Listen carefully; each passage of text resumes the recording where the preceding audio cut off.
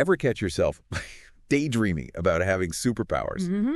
Wouldn't it be amazing to have that direct line to, your most creative, most insightful self? Yeah. Well, get this, that superpower, it actually exists. And the best part, Okay. you already have it. It's called journaling. Mm. Yeah. I know. Sounds way too simple, right? Yeah. But that's what we're diving into today. We've got a whole stack of research and real-world examples to unpack. We're going to show you how journaling goes way beyond Dear Diary and becomes this incredible tool for, well, everything. From managing stress to, unlocking those aha moments. It's fascinating how journaling has been, misunderstood for so long. Well, People think it's just for, teenagers or something. Yeah. But the reality is it's a technique that's used by incredibly successful people across all fields. Therapists, entrepreneurs, even Olympic athletes. And the reason it's so popular is that the benefits are backed by actual science. When done right, putting pen to paper or fingers to keyboard, whatever works for you, it can have a huge impact. I've even got a friend, he's a mechanic, and you would not believe how much he swears by journaling. He says it helps him troubleshoot problems faster than ever before. Interesting. Almost like his journal is a sounding board for new ideas. Hmm. So, before we get into the different ways to journal, can we dig a little deeper into those benefits? Why is journaling so impactful? Absolutely. Journaling is like a direct line to your subconscious, It lets you tap into this gold mine of self-awareness and creative potential. Okay. For one thing, it's a powerful stress reliever. Really? Yeah, a study from UCLA found that writing about your emotions for just 15 minutes a day can actually reduce stress hormone levels by up to 14%. Wow. And it makes sense when you think about it. It's like you're giving those worries a place to go instead of letting them, bounce around in your head. That's already making me feel calmer. Right. But it goes beyond that.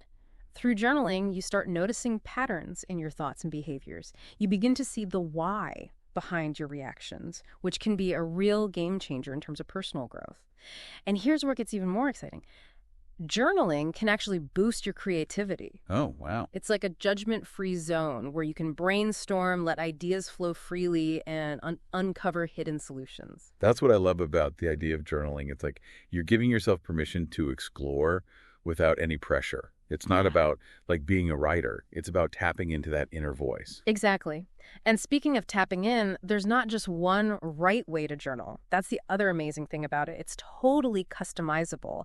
Think of it like a buffet of journaling styles, each with its own, unique flavor and benefit. Ooh, I like where you're going with this. So what's on the menu? Let's start digging into some of these different styles. Okay, so first up, we have gratitude journaling. This one's all about shifting your focus to the positive. Instead of dwelling on what's stressing you out, you take a few moments each day to write down things you're grateful for, no matter how small. Yeah. It could be something as simple as a sunny day or a delicious cup of coffee. Right. Researchers at Columbia University, they found that practicing gratitude regularly can actually increase happiness levels and even improve sleep quality. It sounds so simple, but I can totally see how powerful that shift in perspective could be. Absolutely. And if you're feeling a bit stuck or, uninspired, prompt journaling can be a game changer. Oh, interesting. There are tons of prompts online or in dedicated journals, and they give your thoughts a specific direction. For example, you might see a prompt like, what's one thing you're looking forward to this week? Or describe a time when you felt really proud of yourself. These prompts can help you uncover insights you might not have otherwise considered. It's like those sparks of inspiration that come from unexpected places, right? Exactly. Now, for those who are more visually oriented and love organization, there's bullet journaling. It's a system that combines to-do lists with creative spreads and personal reflections. People get super into it, using different colors, stickers, washi tape, all that. It can become an art form in itself. Totally. But at its core, it's a great way to stay organized, track your goals, and incorporate journaling into your daily routine. Oh, yeah. I've seen those. Some of them are incredibly elaborate and creative. I bet it feels really satisfying to check things off those beautiful lists. Absolutely. Then there's stream of consciousness writing, which is all about letting your thoughts flow freely onto the page without any judgment or editing. It's like a brain dump. But on paper, this can be especially helpful if you're feeling overwhelmed or creatively blocked. So it's like silencing your inner critic and just letting whatever's in there come out. Exactly. And finally, we have reflective journaling, which is ideal for processing big events, transitions, or even just your day-to-day experiences. It's about taking a step back and asking yourself, like, what did I learn from this? Or how did this make me feel? It sounds like a powerful way to kind of turn everyday experiences into opportunities for growth. It really is. And the beauty of it is you can experiment with different styles or even combine them to find what works best for you. There's no right or wrong way to do it.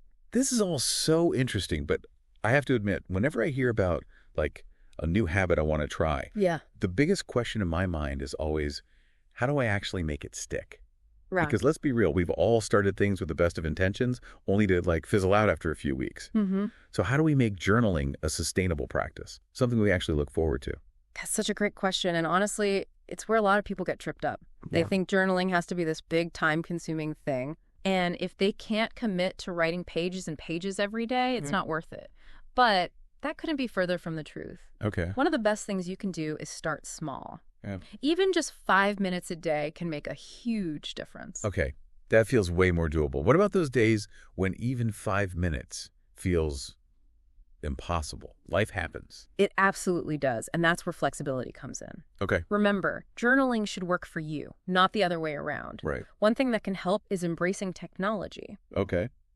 There are tons of fantastic journaling apps out there Oh, yeah. that make it super easy to jot down thoughts on the go, waiting for your coffee, journal, Right. stuck on the train, journal. Makes sense. It's all about finding those little pockets of time throughout your day. And I bet having it all in one place, like in an app, Yeah. makes it easier to, like, look back and track your progress too. Exactly. Yeah. And don't underestimate the power of creating a dedicated space for yourself. Even if it's just a corner of your desk, you know? Having a go-to spot where you feel comfortable and inspired can make a world of difference. Totally. Surround yourself with things you love. Light a candle. Put on some calming music. Right. Whatever helps you get in the zone. Ooh, I love the ritual of it. Yes. It's like signaling to your brain that it's time to unwind and reflect. And speaking of signaling, Yeah.